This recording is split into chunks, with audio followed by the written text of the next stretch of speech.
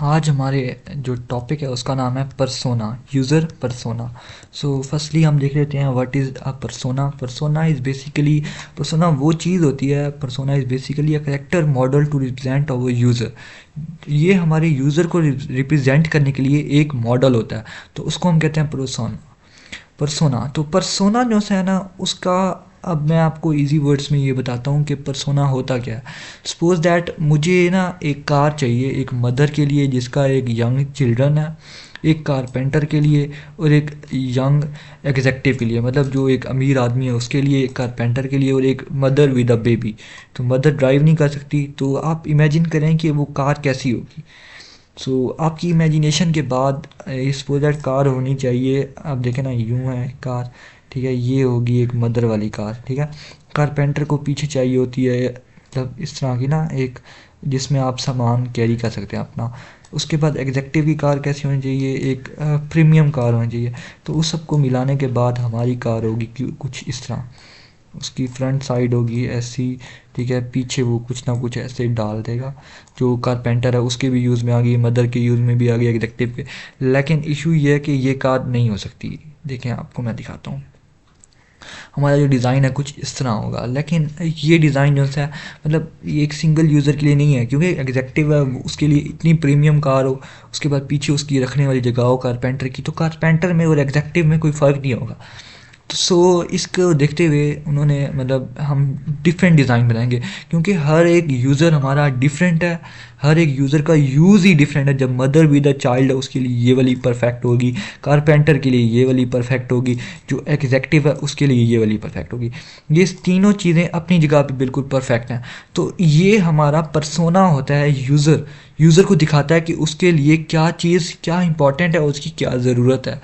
हम अब ये वाली कार मदर वाली अब कारपेंटर को नहीं दे सकते, कारपेंटर वाली मदर को नहीं दे सकते, अगर एग्जेक्टिव को कारपेंटर वाली नहीं दे सकते, मदर को एग्जेक्टिव वाली नहीं दे सकते, क्योंकि वो अपने यूज़र का जो नीड है उसको पूरा ही नहीं कर रहा। तो इसको कहते हैं पर्सोना। आपको मैंने बताया था कि मैंने कुछ टाइम पहले वर्किंग की है। उस वर्किंग में मैंने एक पर्सोना बनाया था।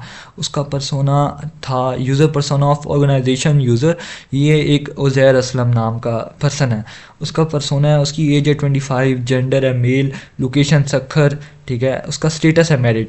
ये उसके बारे में सब कुछ बता रहा है कि उज़ैर असलम का अबाउट क्या है, मतलब वो क्या चाहता है ज़िंदगी में। वो उज़ैर असलम अभी हेड ऑफ़ एजुकेशन डिपार्टमेंट है नॉन प्रॉफिटेबल ऑर्गेनाइजेशन में। हाई क्वालिटी एजुकेशन देना चाहता है अंडर प्रिविलेज स्टूडेंट्स को, कि जो छोटे अंडर प्रिविलेज स्टूडेंट्स हैं, मतलब इलाके के जो बैकवर्ड एरियाज़ हैं उनके स्टूडेंट्स की हम बेस स्ट्रॉन्ग करें। उसका ये अबाउट है, मतलब उसका मोटो ही है। उज़ैर असलम की एजुकेशन देख लें कि उसने गवर्नमेंट हाई स्कूल से किया है, एफएसी डिग्री कॉलेज से किया है, फिर मेहरान यूनिवर्सिटी से उसने बैचलर किया हुआ है, फिर जीसीयू से उसने मास्टर की डिग्री लिया है। फैमिली बैकग्राउंड ये है कि उसका एक पेरेंट है, उसने अपने पेरेंट्स की वजह से जॉब छोड़ी है, क्योंकि वो उसके पेरेंट्स जो से हैं मतलब बैकवर्ड एरिया में रहते हैं, अपने पेरेंट्स को भी नहीं छोड़ सकता, और अपनी मतलब जॉब इतनी इंपॉर्टेंट नहीं है, उसने अपनी जॉब के लिए कुछ और ढूंढा है, तो उसको एक जॉब मिल गई है नॉन प्रॉफिटेबल ऑर्गेनाइजेशन में, लेकिन उसने सिटी को छोड़ा अपने पेरेंट्स के लिए। उसके 2 चिल्ड्रन हैं। अब उसका कैरियर काउंसलिंग, अब देखें ये सब कुछ लीडरशिप एबिलिटी बता रहा है, मोटिवेशनल स्पीकिंग बता रहा है कि कितना स्किल्स हैं उसके अंदर।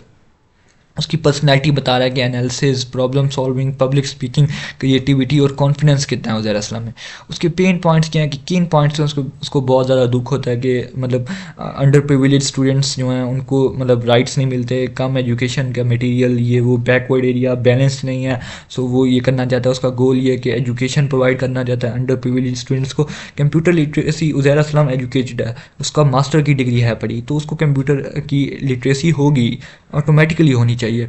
अब ये हमारा यूज़र पर्सोना था ऑफ ऑर्गेनाइजेशन यूज़र को किन किन चीज़ों की ज़रूरत है। अब मैं आपको दिखाता हूँ user persona of student of that है। ये लड़की है, ठीक है, ये भी एक बैकवर्ड एरिया से बिलोंग करती है ना। इसका पर्सनल बैकग्राउंड ये है कि eldest kid of his family है, फाइव की फैमिली है, उसमें सबसे बड़ी बच्ची ये, मतलब फैमिली में सबसे बड़ा जो स्टूडेंट होता है वो ये है। इसने प्रोफेशनल बैकग्राउंड ये है कि उसने प्री इंजीनियरिंग की हुई है, इस्लामिया यूनिवर्सिटी में अभी करंटली पढ़ रही है। उसको थोड़ा सा नॉलेज चाहिए, उसको कैसे मिलेगा, उसका एक तालीम के थ्रू वो हासिल करेगी। क्रिएटिविटी उसकी ये है, इंटरनेट में स्किल इसका ये है, डिज़ाइनिंग स्किल इतना है, सोशल नेटवर्क ये है। और अब देख सकते हैं आप सुनील बंस साहब आ गए हैं, लेजेंड, ग्रेट। लेकिन उनका आप देख लें कि ये एक पर्सोना में उनको यूज़ किया गया है। तो पर्सोना में आप देखेंगे मोटिवेशनल स्पीकर, ये हमारा एडमिन है ऐप का। एडमिन मीन ऐप को जो संभाल रहा है उसके बारे में, ये कि उसको क्या क्या चीज़ें ज़रूरत होंगी, तो ये सब कुछ होता है पर्सोना। अब आपको मुझे लगता है समझ आ गई होगी पर्सोना की, लेकिन मैं आपको बेसिकली बताता हूँ कि पर्सोना सिंपल वर्ड्स में तो आपको समझा दिया। तो व्हाट इज़ अ पर्सोना। अब देखें पर्सोना में जो मैंने आपको बताया बिल्कुल उसी तरह है। पर्सोना देखें, what is a person, persona simple words में कि हमारे जो ऐप को यूज़ करने वाला पर्सन होगा वो होता है पर्सोना। उसकी क्या नीड्स हैं, रिक्वायरमेंट्स हैं। देखें ये जो मैंने आपको पर्सोना अपना दिखा है उसके बिल्कुल सिमिलर ये पर्सोना बना हुआ है। उसकी नीड्स हैं, गोल्स हैं, मोटिवेशन है, एक्टिविटी है, पेन पॉइंट है। सो इसको कहते हैं पर्सोना। तो ये यूज़र का पर्सोना है। होपफुली मुझे लगता है आप सबको समझ आ गई होगी। सो